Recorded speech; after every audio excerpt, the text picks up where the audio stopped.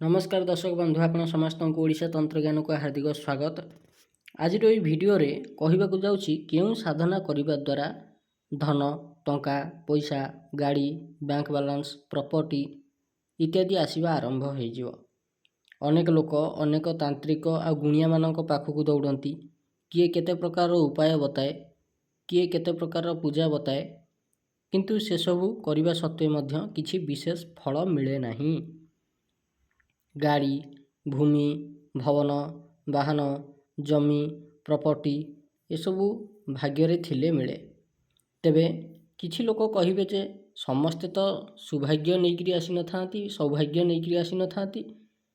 तेबे कौन करा जीवो, केमिति आमे जानिबा जे केउ साधना करिबा द्वारा किंबा केउ मंत्र जप करिबा द्वारा आमे भूमि भवन वाहन एवं सुख समृद्धि को पाई परिबा। एथिपाई आपन को निज कुंडली देखा पड़ो। केमिति निज कुंडली देखिए सेटा भी आज प्रैक्टिकल बतई दूची। देखंतु एठी गोटे आइकन अच्छी, यार ना हूँ एस्ट्रोसेग। एस्ट्रोसेग एप्लिकेशनटा आपन को प्ले स्टोर मिल जिवो, ताकू ओपन करिवे। ओपन कला मात्र के एठी लिखा है कुंडली। कुंडली उपरे क्लिक कर देबे। कुंडली उपरे क्लिक करिया मात्र के एठी निजर जन्म स्थान जातक ना एगुड़ा सब फिलअप करेंगे। ए जगह जातक नाटा, ए जगह जन्म समय जन्म तारीख और ये जन्म समय पुट करेंगे। ए जगह जन्म स्थान पुट करेंगे। आपन मेल कि फीमेल एटा को बाछीदेवे। यहाँ बर्तमान मेल रे सिलेक्ट होगी अच्छी। जेहेतु मो पाखे अनेक गुड़ाए कुंडली अच्छी, तेणु मु ता भितर गोटाए बाछी दौची, बाहर कर दूची। ये है गोटे कुंडली स्क्रीनशॉट। आपण निजर निजर डिटेल्स पकईकरी बाहर कर दे परिबे। देखंतु केउ बाटरे जीवा सत्वे अनेक ज्योतिष आपण को ये कथा गुड़ाक कही पारंतिनी। आज सीटा को आपको देखई दूची केमिति आमे जानिबा जे केउ साधना करिबा द्वारा किंबा केउ मंत्र जप करिबा द्वारा आमे सुख समृद्धि को पाई परिबा। एथिपाई आपनको निज जन्म कुंडली देखा पड़ो। केमिति निज जन्म कुंडली देखिए सेटा भी प्रैक्टिकल बतई देली।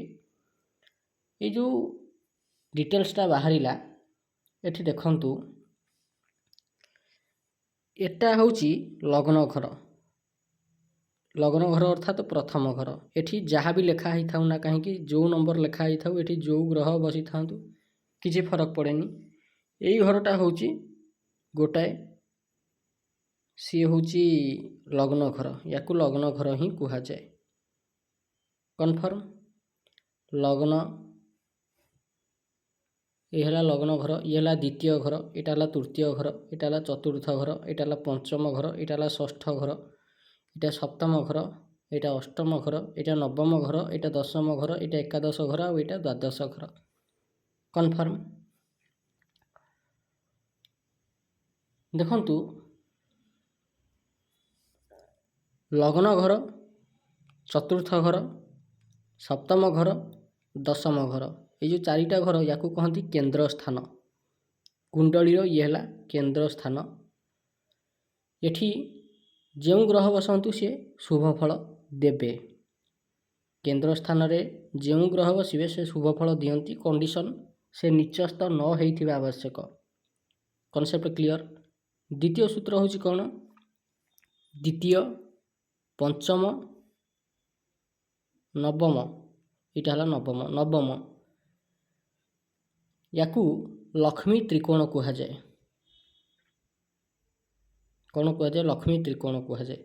कहीं कहीं पंचम नवम एकादश भाव को मध्य लक्ष्मी त्रिकोण कहती, किंतु वास्तव में द्वितीय पंचम और नवम यही तीनटा घर को लक्ष्मी त्रिकोण बोली कह जाए।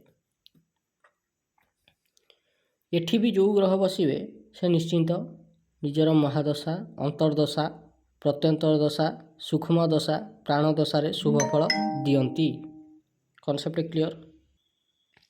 तेबे ये कुंडली आपण केमिति जानिबे जे भूमि भवन परिवार सुख मिलिबो कि नाही? ये होची चतुर्थ घर। चतुर्थ घर होची परिवार घर, परिवार सुखर घर। ଆଉ ପୈତୃକ ସମ୍ପତ୍ତିର ଘର। ଏଣୁ ଚତୁର୍ଥ ଘରେ ଯେଉଁ ରାଶି ପଡ଼ୁଥିବ ସେଇ ରାଶିର ଗ୍ରହ ହେଉଛନ୍ତି ଆପଣଙ୍କ ପାଇଁ ଯୋଗକାରକ ଗ୍ରହ।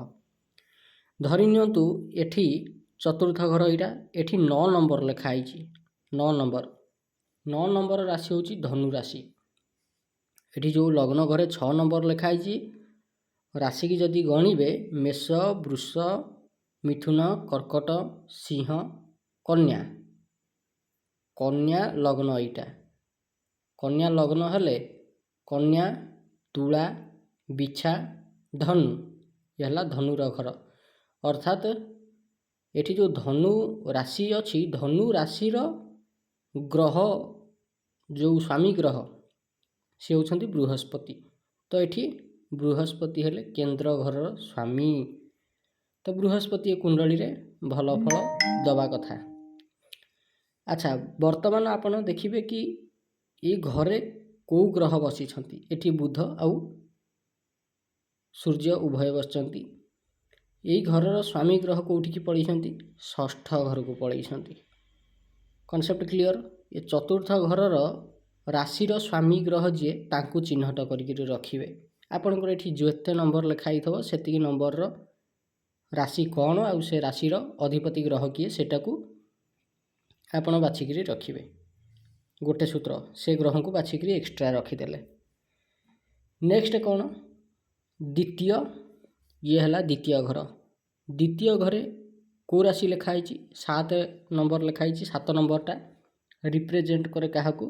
ତୁଳା ରାଶିକି। ତେଣୁ ତୁଳା ରାଶିର ଗ୍ରହ ଯିଏ, ସିଏ ହେଲେ ଶୁକ୍ର। ଆମେ ଶୁକ୍ରଙ୍କୁ ବି ସାଇଡ଼୍ କରିକି ରଖିଦେଲେ, ଗୋଟେ ଟିପିଦେଲେ ଗୋଟେ ଖାତାରେ। ପ୍ରଥମେ ହେଲେ ବୃହସ୍ପତି, ଦ୍ୱିତୀୟରେ ହେଲେ ଶୁକ୍ର। ତୃତୀୟରେ ଆମେ କ'ଣ ଦେଖିବା? ନବମ ଘର। ଇଏ ହେଲା ନବମ ଘର। ନବମ ଘରର ଅଧିପତି କିଏ? ଅର୍ଥାତ୍ ଏଠି କେଉଁ ରାଶି ଲେଖା ହେଇଛି? 2 ନମ୍ବର ଲେଖା ହେଇଛି, ମାନେ ବୃଷ ରାଶି। ବୃଷ ରାଶିର ସ୍ୱାମୀ ଗ୍ରହ କିଏ? ସିଏ ହେଲେ ଶୁକ୍ର। ଏଟାକୁ ଆମେ ନୋଟ୍ କରିକି ରଖିଦେଲେ। Concept clear? ଆମେ ଏଠି କ'ଣ କ'ଣ ବାଛିଲେ? ଦ୍ୱିତୀୟ ଘରର ସ୍ୱାମୀ ଗ୍ରହ କିଏ, ଚତୁର୍ଥ ଘରର ସ୍ୱାମୀ ଗ୍ରହ କିଏ, ଆଉ ନବମ ଘରର ସ୍ୱାମୀ ଗ୍ରହ କିଏ? 3ଟା ଗ୍ରହଙ୍କୁ ଆମେ ବାଛିଦେଲେ। ଯଦି ଆମେ 3ଟା ଗ୍ରହଙ୍କୁ ବାଛିଦେଲେ ତାଙ୍କୁ ଅଲଗା ଗୋଟେ ଖାତାରେ ଲେଖିକି ରଖିଦେଲେ, ଦେଖାଯିବ ସେ ଗ୍ରହ କୁଣ୍ଡଳୀର କେଉଁ ଘରେ ବସିଛନ୍ତି, ତାଙ୍କ ସହ କେଉଁ ଗ୍ରହ ବସିଛନ୍ତି। ଯଦି ସେ ଗ୍ରହ ଷଷ୍ଠ, ଅଷ୍ଟମ, ତୃତୀୟ କିମ୍ବା ଦ୍ୱାଦଶ ଘରେ ବସିଛନ୍ତି, ତେବେ ସୁଖ ମିଳିବ ସତ, କିନ୍ତୁ କମ୍ ମିଳିବ। ପୈତୃକ ସମ୍ପତ୍ତି ପ୍ରାପ୍ତି ହେବ, ଯାହା ଚାହୁଁଥିବେ ନିଜର ଭୂମି, ନିଜର ଭବନ, ନିଜର ବାହନ ପ୍ରାପ୍ତି ହେବ, କିନ୍ତୁ ସୁଖ ଟିକେ କମ୍ ରହିବ। କେବେ ପ୍ରାପ୍ତି ହେବ? ଯେବେ ଯେବେ ସେ ଗ୍ରହ, ଯେଉଁ 3 ଗ୍ରହଙ୍କର ମହାଦଶା, ଅନ୍ତର୍ଦଶା, ପ୍ରତ୍ୟନ୍ତର ଦଶା ଆସିବ ସେତେବେଳେ। Concept clear? ଆଚ୍ଛା, ମନେକର ଧରି ନିଆଯାଉ ସେ 3ଟାକ ଗ୍ରହଙ୍କର କାହାର ବି ମହାଦଶା ନାହିଁ, ଅନ୍ତର୍ଦଶା ନାହିଁ, କି ପ୍ରତ୍ୟନ୍ତର ଦଶା ବି ନାହିଁ। କ'ଣ କରାଯିବ? ଜୀବନ ଅତି ଦୁର୍ବିସହ ହୋଇଯାଇଛି ଯଦି, ସେଭଳି କ୍ଷେତ୍ରରେ ଏଇ 3ଟାକ ଗ୍ରହଙ୍କର ସାଧନା ଆପଣ ଆରମ୍ଭ କରିଦେବେ। ଯଦି ଏଇ 3ଟା ଗ୍ରହଙ୍କର ସାଧନା ଆପଣ ଆରମ୍ଭ କରିଦେଲେ, ତାହେଲେ ସେ 3ଟାକ ଘର ଆକ୍ଟିଭେଟ୍ ହେଇଯିବ। କେଉଁ କେଉଁ ଘର ଆକ୍ଟିଭେଟ୍ ହେବ? ଦ୍ୱିତୀୟ ଘର, ଚତୁର୍ଥ ଘର, ନବମ ଘର। ଏ 3ଟାକ ଘର ଆକ୍ଟିଭେଟ୍ ହେଇଯିବ। ଏ 3ଟାକ ଘର ଆକ୍ଟିଭେଟ୍ ହେବା ମାତ୍ରକେ କ'ଣ ହେବ ନା, ଯେଉଁ ସୁଖ ସମୃଦ୍ଧି ଜୀବନରୁ ଚାଲିଯାଇଛି ସେ ପୁଣି ଥରେ ଫେରି ଆସିବ। ଆଉ ଏଇ 3ଟା ଗ୍ରହଙ୍କର ସାଧନା ଯେତେ ଅଧିକ ଆପଣ ନିଜ ଜୀବନରେ କରିବେ, ୟାଙ୍କର ମନ୍ତ୍ର ଯେତେ ଅଧିକ ଆପଣ ଜପ କରିବେ, ସୁଖ ସମୃଦ୍ଧି ସେତେ ଅଧିକ ମିଳିଯିବ। ଇଏ ହେଲା ଗୋଟିଏ କନସେପ୍ଟ। ଏଇଟାକୁ ପ୍ରତ୍ୟେକ ଜ୍ୟୋତିଷ ଜାଣନ୍ତି, କିନ୍ତୁ ସେ କାହାରିକୁ ବତାନ୍ତି ନାହିଁ। ତେବେ ଆଜି ପାଇଁ ଭିଡ଼ିଓଟି ଏତିକି। ଆଶା କରୁଛି ଆପଣଙ୍କୁ ଭିଡ଼ିଓଟି ଭଲ ଲାଗିଥିବ।